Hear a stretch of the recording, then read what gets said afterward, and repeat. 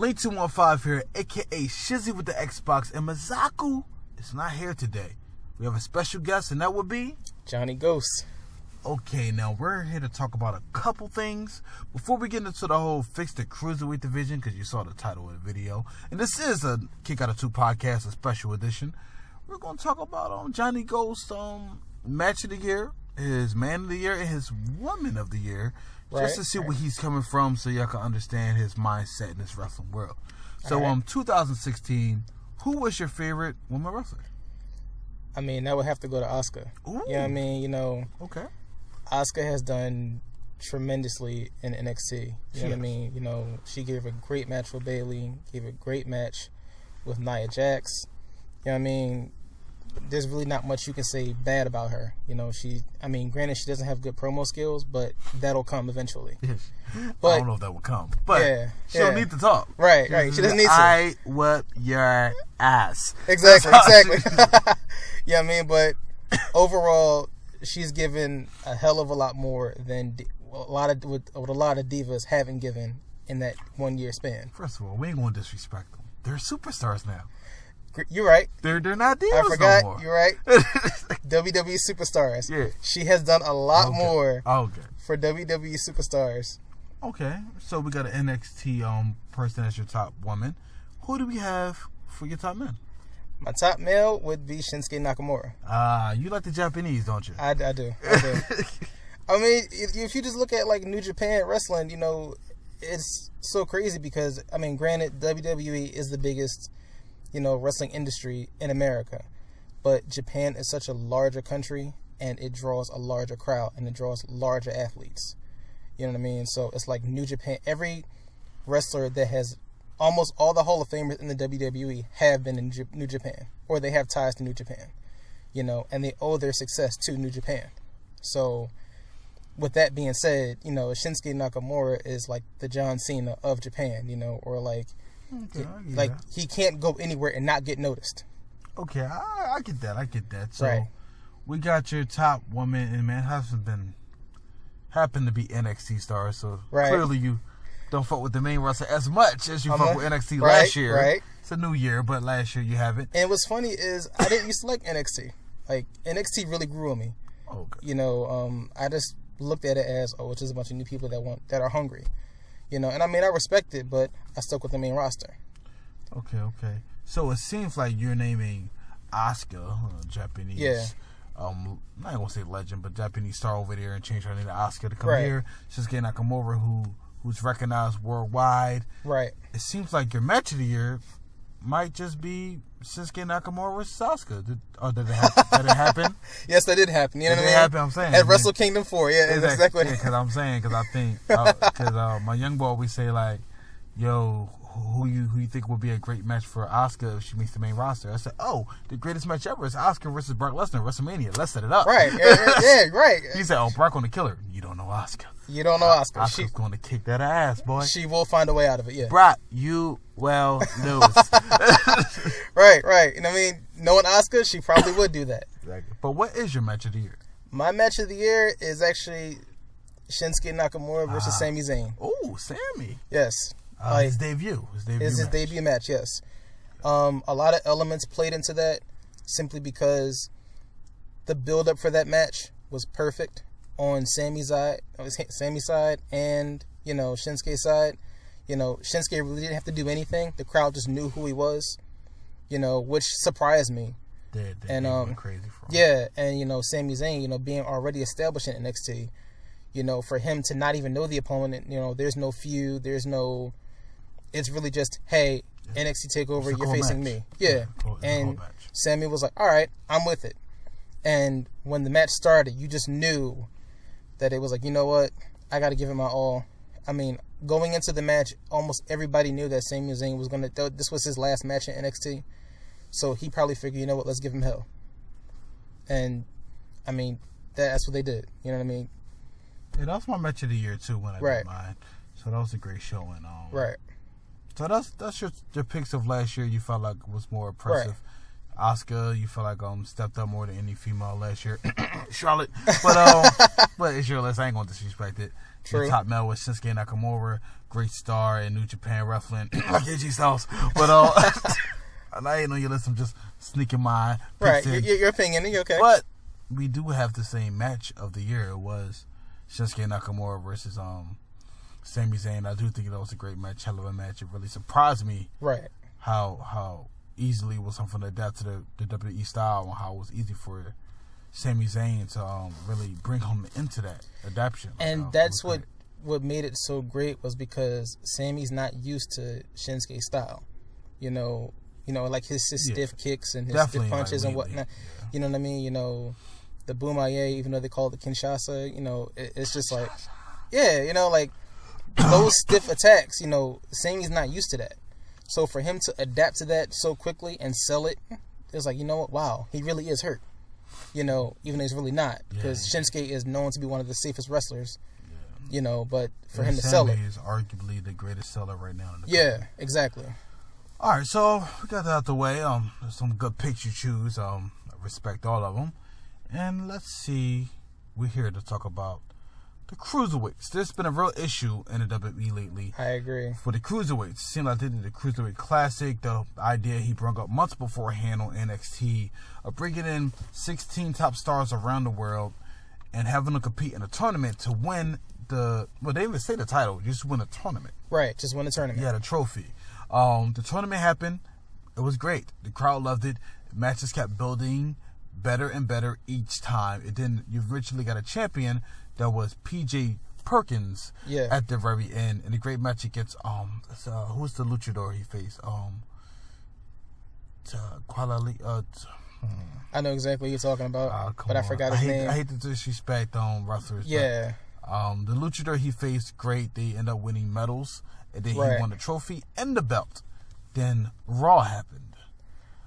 They came in on Raw, a little cold, and ever since then they've been trying to fix it. They gave them 205 Live after SmackDown, thinking maybe the SmackDown crowd would stick around. Half of the SmackDown crowd has been leaving when the show started, because it's right after SmackDown. They saying, "Fuck this shit, I'm out, I'm going home." The biggest crowd they had is, I believe 2 weeks ago, John Cena was going to do a dark match, and they announced that he's going to do it after 205 Live. So people stuck around and watched 205 Live to watch John Cena's dark match. Right. So we're here to talk about, what do we feel they went wrong, and what can they do to fix? So you can go first on what you feel like they did, quote unquote, wrong. I feel like, what happened? See, the one thing they did wrong was automatically give them their own brand, if you will call it. 205 Live is specifically for Cruiserweights. Too early. It's too early. A lot of these people, I can admittedly say I didn't know about them until they did the Cruiserweight Classic. And having just watched all the matches, I'm kind of sorry that I didn't watch it sooner. And I mean, these guys put on some terrific matches. I can't pick my one favorite match out of that because there were so many. But if I had to pick one, Cedric Alexander versus Kota Ibushi.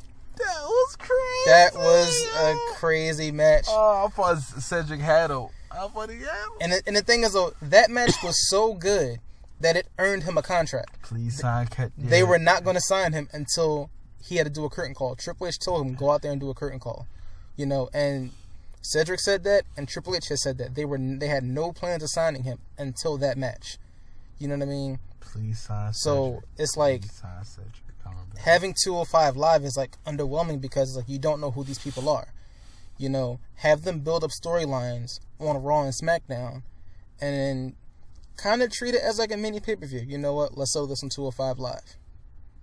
Or have someone specifically like Brian Kendrick, have him come out, beat somebody up, and says, if you feel like, you want a piece of me, see me on 205 Live. And, I just feel like that would kind of, that would kind of make people want to watch it more, Okay. But personally, biasness aside, I feel like they should just get rid of 205 Live altogether. because it's like you don't have enough guys yet to make that a whole different show. Okay, now I'm going to rebuttal. Okay. I feel like 205 Live is not, to me, a quote-unquote bad idea. Right. I feel like the timing of it is bad. Like we said before, it comes on after SmackDown. But I want to talk about why I feel like I guess it's wrong. Yeah. With the Cruiserweight division. The first mistake I feel like they made was actually making it feel separate from Raw. I think the idea was smart going in. Right. But you're stopping the show to change the ropes. You gotta think of how much time that takes. Yeah. The crowd seeing you do that and you untaping. Then they start doing stuff well, I thought was a bad idea. It wasn't when they first had the Cruiserweights wrestle. It's why I saw this bullshit. I saw a tag team match. Mm-hmm. And they called it the Cruiserweight division. So now it's like, oh, so if two Cruiserweights tag team, they're not a tag team now. Right. They can't wrestle outside the division. So that's why I felt like they're going too far. If you can't have a legit 2 matches on the show, they felt like we could just do a tag team match.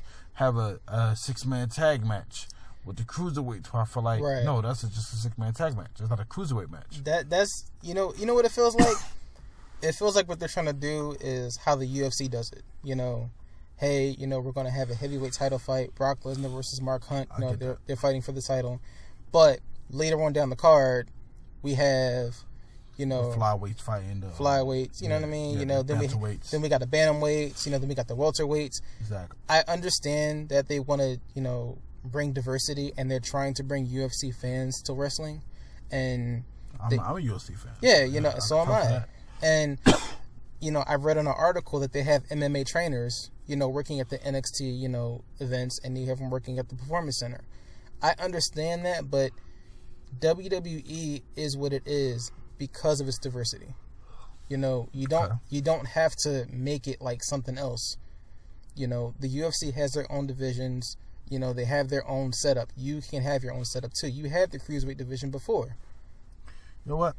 Since you said that, and we're about to go into like what we think they could do to fix it. Right. I just want to say one thing before we get into that. And like you said, like the UFC, I do feel like the major issue I feel like with the Cruiserweights, and it's probably not even true, but to me, that they call them Cruiserweights. Right. Now, they changed the idea of Cruiserweights. They admitted on the Cruiserweight Classic that since wrestling has changed and heavyweights have become smaller, the idea of a Cruiserweight is not the same. Like, the Cruiserweight is considered 205 pounds.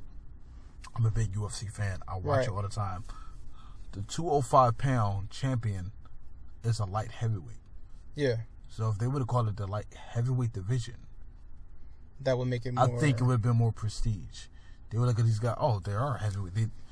Cruiserweight sounds like, if you're not knowing, somebody who's 180 pounds, and it's like, you didn't even call it the middleweight champion. You're like, right. But the 205 champion is Daniel Cormier. Before that, Johnny Bones Jones, the greatest of all time. I don't give a fuck what y'all say. Now, but he's the light heavyweight champion. They called him the light heavyweight champion, and 1 pound makes you a heavyweight. So here they're saying this 1 pound that separates the Cruiserweights from the heavyweight title.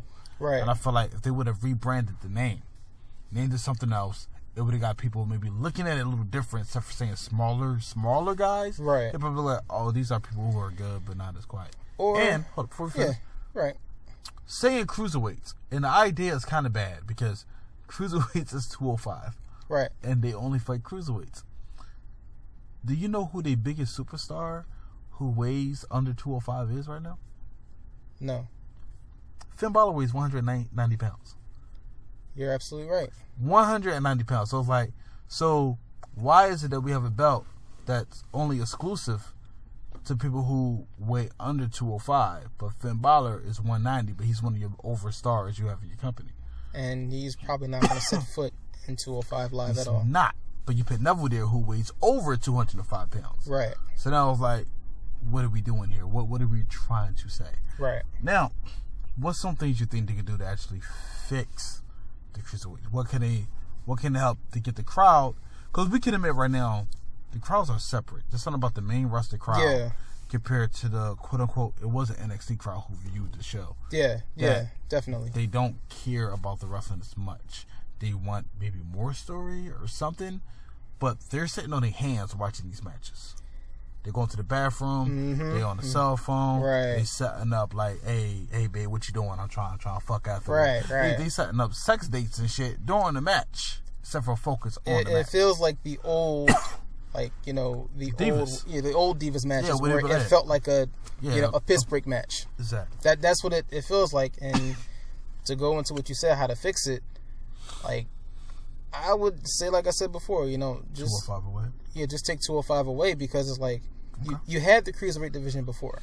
You know, you had the Cruiserweight title, you had the European title, you know, you had the Hardcore title, you had divisions within the main roster, but they all had their own prestige. You know, that's how Night of Champions became Night of Champions, because it's like, all right, this is the one card where everybody defends their belt. You know, so it's like, why make it something that it doesn't have to be? You know, each star in the Cruiserweight division can draw numbers. You know, you don't have to give them their own show. They can do very well on Raw and SmackDown. More so SmackDown than Raw for some reason. You know, SmackDown seems more like a wrestling show now. Yeah, you know, and the brand split after the brand split. Yeah, now I will admit, you know, a lot of the older cruiserweights, you know, they seem like more so high flyers, you know, that will not hesitate to go to the top rope, and people do want to see that. But I feel like this division can hold their own on Raw and SmackDown. You know, now. But the thing is, though, you run into the problem of, okay, there's only one belt. You got two shows. Now, that can actually help Raw and SmackDown, too. Because Raw and SmackDown losing viewers. You know, you need to have some kind of rivalry between the two. You feel like whoever holds the belt. Like, in other words, SmackDown has the belt. Yeah. Raw will be fighting for number one contendership. Yeah. For the next pay-per-view. Yeah. And then if the Raw guy wins, the title goes to Raw. Yeah, then SmackDown is training for the next number one contender who would challenge that because person. If you remember, that's how Night of Champions used to be. During the old brand split, you know, like, everybody wanted to know who was going to win. That's why Night of Champions was a big deal. It wasn't like, you know, SummerSlam or nothing like that. But it was... They found a way to give it some buzz. Yeah. And I just feel like right now, it's just a bunch of guys... They just threw them in a pot together and they're trying to mix, and it's just not working well. Well, that's interesting. Now, I feel like we have the Cruiserweight division. As to me, it's very simple. First, we got to take away the purple ropes. All right, I thought it was a good idea from the beginning. It's not working. It's clearly not working. Right. So take away the purple ropes, and it's time to have your champion, Swan. Swan's still the champion, right? Right. He probably gonna lose to the Neville soon anyway. Most likely. But Swan is the champion, and we need to mix this person in with main roster talent. They're two separate. Right. They really have the Cruiserweights only talking to the Cruiserweights. Now, I think Gallagher. Is it Jack Gallagher? Who's the gentleman guy? England. Britain. But, like, I think he was with New Day. And he had, like, he showed them how to use an umbrella as a weapon. I know you're talking about. Like, sorry about that. I still come off a cold. It's like, that's what you need more. You need more of them interacting with the main roster. Have somebody in the Cruiserweight division fight somebody who's not in the Cruiserweight division. Right. And have them get some wins. Showcase Swan with Seth Rollins in a tag team match. So what you're saying is kind of do how, you know, what NXT used to do. You know, they have some people from the main roster come down. Exactly. And, you know, have, like, you know, the top, back when Charlotte, you know, who you feel as though is your favorite, you know, in 2016. The best. She's not my favorite woman wrestler. But the best. That's Sasha. I gotta let some people know, I love Sasha Banks. I love the way she climb the ranks. I make you spoil you, Hillary Banks. Cause you pat punch, Hillary swing. Now, but, you know, she's your favorite. She's your pick of 2016. Yeah, I thought she had the best. But, you know, when Natty went down to NXT to help her out, you know, that was a big thing. Cause it's like, oh shit, we have two submission specialists. Exactly. You know, legendary families. Yeah, you know, colliding. And, you know, then you had Ric Flair come out to help cheat. Then you had Bret Hart come out, you know, to help Natty. And then it was just like this really big thing. So what you're saying is kind of like how they used to do, you know, come down and help out. Yeah, because right now, let's say if you know how they love to do heel versus faces. Right. And that's a whole different podcast we probably me and you are going to do. Right. Like, should there still be heels and faces? Mm-hmm. But, like, how come you don't have Swan with Roman Reigns in a tag team match versus whoever is going to face Swan, like Neville and Kevin Owens in a tag team match? That's actually a good idea. Facing them. In other words, like, you're mixing them together so people understand you view as the titles. They're not equal, but you're trying to say to the crowd that they are. Oh, the two champions, the U.S. title and the Cruiserweight champion, are equal. And they're fighting their counterparts, who they're going to fight for a belt or whatever, who's in the feud with. Maybe it would be better having Jericho and Neville, and leave Kevin Owens out of it, and that'd be entertaining. I mean, do more things like that, and I feel like the crowd will eventually feed into it. Exactly, because it's very basic. They do this before. It's like you use somebody for the rub. That's why people get mad at Roman Reigns, because they've been trying to use everybody to like him. Like when they was booing him, they put him with Dean. Here you go, be with Dean. It got to the point, and my brother would like gladly say this out loud. They paired him with Sasha Banks. They used the people who love Sasha Banks and thinking, oh well, yeah, you got Sasha Banks, and he's gonna face he got Rusev in the match and Roman. They're gonna cheer for Roman because they like Sasha. It's like, damn, they used the Sasha Banks to get Roman Reigns over. Yeah. Picture if The Rock needed like Trish Stratus to get over. That shit, it doesn't work that way. It's not gonna work. Exactly. Like The Rock is over, and Trish Stratus would need The Rock. Right. So right now I feel like the Cruiserweights need they need the main roster to help out. I do agree with you. 205 needs to go, so we take that part of your plan. 205, go. Definitely if it's on after SmackDown. If you have 205, it probably don't need to be live. That shit should come on Wednesdays right after or right before NXT. You're because right. NXT You're is right. only an hour show. Yeah. So if you want to keep 205, I would say not cut it, move it to literally right after NXT, how the Cruiserweight Classic used to come on. And then on the main roster, pair these people up with other people. Don't have no more tag team Cruiserweight matches. Have them in tag teams facing other tag teams. Yeah, you're right. You know, not to mention, I feel like the NXT crowd would appreciate the Cruiserweight division more. Hell yeah. You know, they would definitely appreciate that a lot more because they saw the Cruiserweight Classic. They saw these guys, you know, fight to the top. Kota Ibushi, they went crazy. They went crazy, and like, I mean, Cedric Alexander got a contract and he lost. And he tried to tell them, like, listen, guys, you know, you do realize I lost, right? And they was like, we know you lost, but once you stick around. Look at him now. He doing shit with Elisa Fox. What the fuck is this? God. That's like how the mighty have fallen. You know what I mean?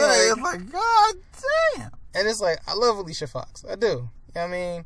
She okay. She's not garbage. I mean, I'm talking about her looks. You know what I mean? You know. Oh, man. Yeah. I love Alicia. Yeah. But, you know, but it's just like, you don't need to do that. You know what I mean? You really don't. You know, Cedric is fine by himself. You know, and well, apparently nobody's fine by themselves on the main roster in the Cruiserweight division. You're right, yeah. And unless you're Neville. They gave Neville a solid pop where he went heel. Mm-hmm. Is that going to last long? I don't know. Neville's doing good heel work at this moment when this podcast is being recorded. And he's surprising me on his microphone skills and what he's saying. But the division, like we said, needs a liftover. And I think we said some quality things here. I'm curious to see what y'all think. But basically, together as a whole, we saying cut 205 or move it to somebody that's going to appreciate it. Yeah, move it to NXT the Wednesday. Have it come up before or after NXT. It don't have to be live. Yeah, maybe them filming it in Florida when they do NXT, and maybe hearing about it's a great match that happened on there. It will force you to watch it. Cause you're hearing about it online first. Right. We're saying mix the talent with the main roster.